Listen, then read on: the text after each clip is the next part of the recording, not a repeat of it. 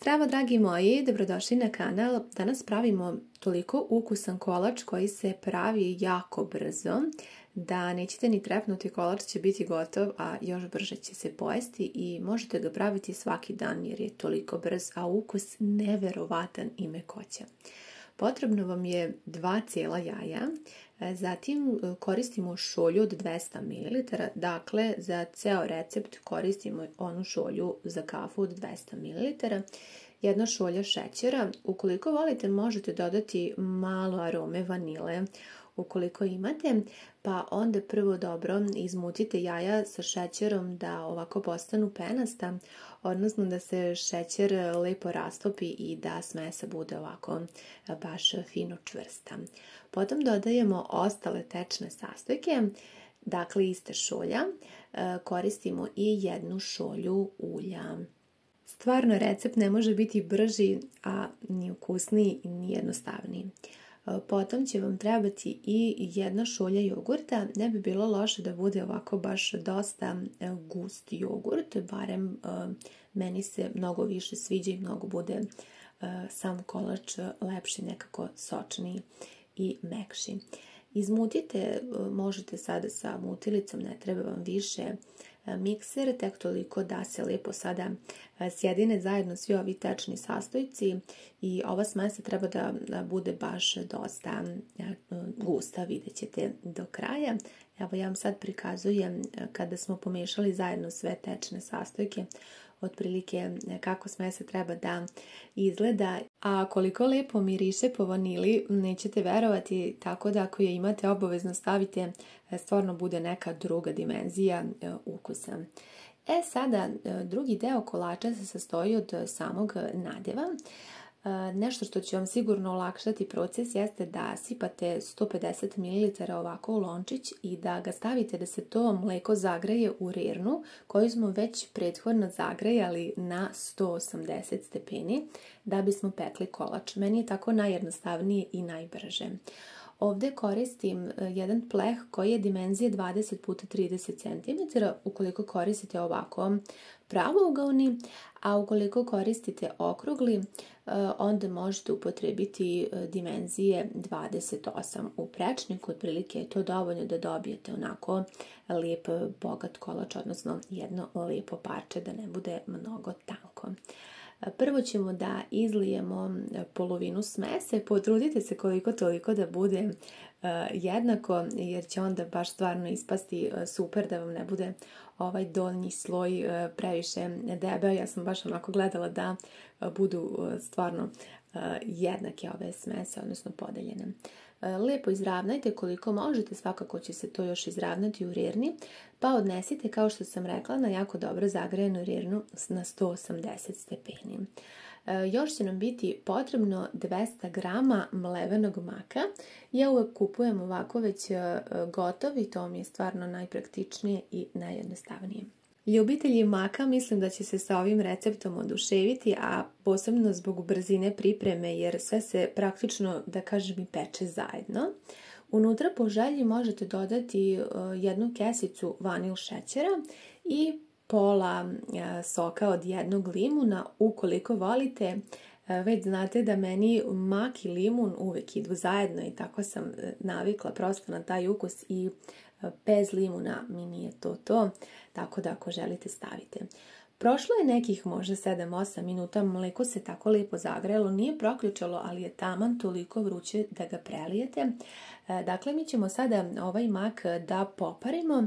Ja ne znam da li da ovaj recept nazovem popareni mak kolač. Eto, vi mi dajte ideju kako bismo mogli da ga naslovimo. Ja dok sam pripremala razmišljala sam o tome, ali sam se plašila da onda možda nećete shvatiti, a šteta je da ne vidite ovaj recept jer je izvrsno, koliko je ukusan i koliko je aromatičan, a koliko je krajnje jednostavan da ga možete pripremati zaista svaki dan. Ostavite po strani ovaj nadev, prošlo je tačno 10 minuta, ja sam gledala na sat. Potrebno je da se tek malo uhvati korica, to je sasvim dovoljno, nemojte da dopustite da se ona sad ispeče, već tek da se napravi taj sloj. Čim se to desi, vi odmah izvadite. Kod mene je to bilo nakon 10 minuta, možda će kod vas biti manje, više, ali kad se stvori taj sloj, odmah izvadite. I sada premažite sa nekim džemom koji imate. Ja sam se, moram priznati, navukla na ovaj džem od šljive. On jeste kupovni, međutim, toliko je bogat sa ovim komadićima šljive da ja mogu da ga jedem i samog ovako sa kašikom. Pa mi je, nažalost, ostalo samo 2,5 kašike, ali taman da mogu da premažem kolač. Zatim, preko ovog sloja od džema možete koristiti džem i od kajsije i neki drugi po vašem ukusu koji vi imate kod vaše kuće. Svaki će biti dobar uz mak, mislim da nema greške. Prosto mak mi jako lepo ide sa bilo kojom vrstom džema, zato nisam dodavala šećer u sam mak jer je već i džem sladak, a i sama kora, tako da je kombinacija fantastična i po meni ne treba da se dodaje u sam mak, ali vi sad uradite po vašem ukusu. Lepo premažite ovaj sloj od maka, tako da nismo morali ni da kuvamo mak u posebnom lončiću, već je bilo dovoljno samo da prelijemo ono mleko, tako da je stvarno super. I ostaje nam još da prelijemo i ovaj drugi deo smese za kolač i mi smo već na samom kraju, tako da sam recept se priprema za ukupno 15 minuta i onda stavite u rernu da se peče i na kraju dobijete savršeno mekan i tako ukusan kolač da verujem bilo kome da budete poslužili, a i sami kada ga budete probali, sigurna sam da se nećete zaustaviti na tom jednom pripremanju, već da ćete ga uvrstiti u vaše svakodnevne recepte jer toliko je savršen. Eto, nije da ga ja sad mnogo hvalim, nego stvarno je tako. Eto, vi ćete mi pisati ukoliko budete isprobali. Pogledajte vi te slojeve, kao da ste pripremali satima, a u stvari je toliko brzo i jednostavno. Vraćamo u rernu koja je i dalje zagrejena na onih 180 stepeni da se kolač do kraja ispeče. Ja sam pratila i kod mene je to bilo još narednih 30 minuta. Dakle, potrudite se da se ne prepeče. Kad se ovako lepo stvori korica zlatno-žute boje, to je sasvim dovoljno da izvadite da je kolač lepo ispečen, ali vi pratite, kod vas će to možda biti malo kraće ili duže. Kada se ovako lepo ispeče i porumeni, kolač je gotov. I sada ćemo zajedno isprobati. Evo, ja vam namjerno ovako snimam kako vadim prvo parče, da se ništa nije zalepilo, da jako lepo mogu da izvadim. Naravno, drugo parče se vadi još lakše i svako sljedeće. Ja sam dopustila da se ohladi možda nekih pola sata pre samog sečenja, jer sam želela da mogu da lepo isečem svako parče, da vidite te slojeve i da vidite koliko je kolač zaista mekan. I zato sam pričekala malo tih pola sata da se tek toliko ohladi. On je i dalje topao, mlak, ali nije previše vruć, tako da sam mogla lepo da ga isečem. I vama to savjetujem i onda ćete imati stvarno jedan savršen kolač, izuzetno mekan, izuzetno ukusan. Ove arome kada se spoje, štete da ga ne isprobate. Jedva čekam da čujem vaše utiske, posebno me raduje ako isprobate, a ja vam ostavljam još par recepta sa makom. U današnjem videu pokazat ću vam kako da napravite jednu pravu poslasticu iz rerne. Veoma brzo se sprema. U pitanju je testo sa makom iz rerne na jedan poseban mađarski način koji mislim da će vam se veoma dopasti, posebno zbog brzine pripreme. Za početak bit će vam potrebno 3 cijela jaja, odvojite belanca od žumanaca, pa u žumanca dodajte 100 g šećera i 1 vanil šećer. Unutra dodajte i 50 g omekšalog margarina ili maslaca, kao i jednu veliku supenu kašiku meda i 2 velike supene kašike kisele pavlake.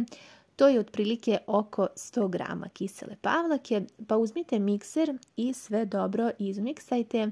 Miksajte nekih 2 do 3 minuta. odnosno sve dok se šećer ne rastopi, a jaja lepo ne umute. Smesa izgleda ovako. Ovaj recept je poprilično jednostavan i brz. Sada unutra dodajem 130 grama mlevenog maka. Zatim ću dodati i rendanu koru od jednog cijelog limuna. Vi možete naravno i manje. A potom i pola male kašike cimeta. I sad to sve uzmite i zajedno dobro umešajte. Ova poslastica mislim da će vas sigurno podsjetiti na detinjstvo i pretpostavljam da su vam nešto slično pravile mame i bake, ali verovatno ne iz rerne i po tome je ona posebna. Ovo je jedan klasičan mađarski tradicionalni recept koji se pravi za vrijeme praznika. Sada je potrebno da pripremite 250 grama testenine. Ja uvek koristim ove čipkaste rezance ili čak bi bilo bolje da imate i flekice. One su istog oblika, samo su na kvadrate pa jednostavnije, ne morate ih ovako čupkati. Ali evo ja ću sada da ih ovako usitnim. I to izgleda ovako. Potrebno je oko 250 grama. I sada ćemo da skuvamo testeninu. Dodajte u ključalu vodu ovo testo, možete malo posoliti po ukusu i nakon 9 minuta ona je spremljena al dente. Procedite i dodajte unutra pa sve zajedno promešajte. Rekla sam da je sve jako brzo. Ovdje možete uključiti vašu rernu na 180 stepeni da se lepo zagreje. I sada ćemo da iskoristimo još i jednu jabuku. To je oko 200 grama. Uzmite rende i dobro izrendajte unutra jabuku, pa umešajte i rendanu jabuku unutra. Ovo je jako ukusna poslastica i prilično aromatična i pravi, kažem, jedan mađarski recept. U belanca dodajte prstohvat soli, pa dobro i penasto umutite. A sada pratite me, potrebno je da ovu umućenu smesu od belanaca dodate u testo, ali ne sve, otprilike dodajte malo više od pola, neka vam ostane malo, a vidjet ćete i zbog čega. I sada uzmite laganim pokretima, samo dobro sjedinite belanca sa ostatkom smese. Da se sve lepo sjedini i ujednači, mi smo sad već pri kraju pripreme ovog prelepog dezerta. Spremite tepsiju dimenzije 20 x 30 cm. Premazala sam je sa margarinom i posula od gore prezle. Sada ćemo da ulijemo našu smesu i dobro i sve ravnomjerno rasporedite od gore. I sada ćemo da iskoristimo belanca koje su nam preostala. Uzmite i ovako ih samo dobro premažite. Ovo radimo zato što će zapravo da bude kolač od ovog testa.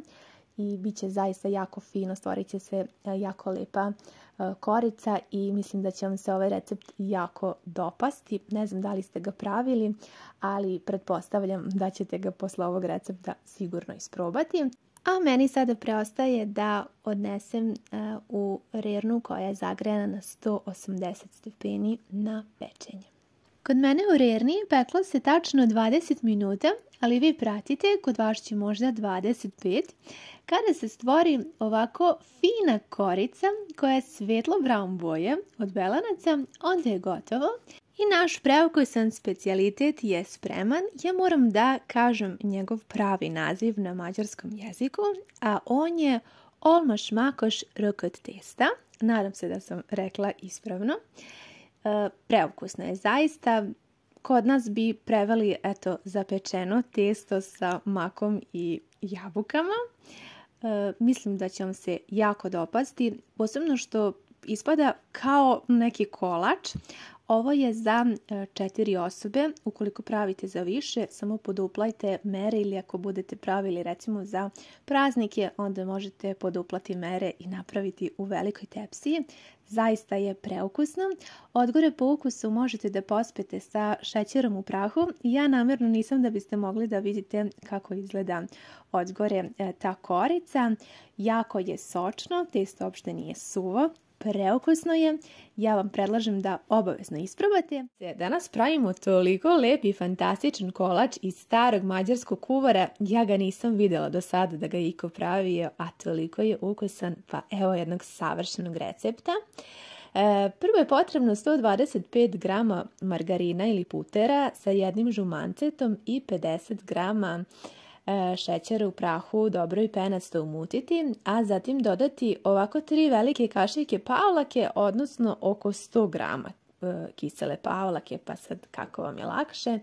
Nastavite da mutite ovako penasto sa mikserom, zatim pripremite 250 grama brašna, prstohvat soli i jednu kesicu praška za pecivo. Sve to izmutite, a zatim dodajte u ovu smesu koju smo umutili. I ja ću sada ovako prvo malo sa špatulom da dobro promešam da se sve sjedini, a onda naravno meni je lakše sada ovako rukama da dobro sjedinim sve sastojke. Ova smesa treba da bude dosta mekana i ja ću vam sad prikazati da je ona pomalo, da kažem, i lepljiva i takva treba da bude da bi nam kora bila mekana.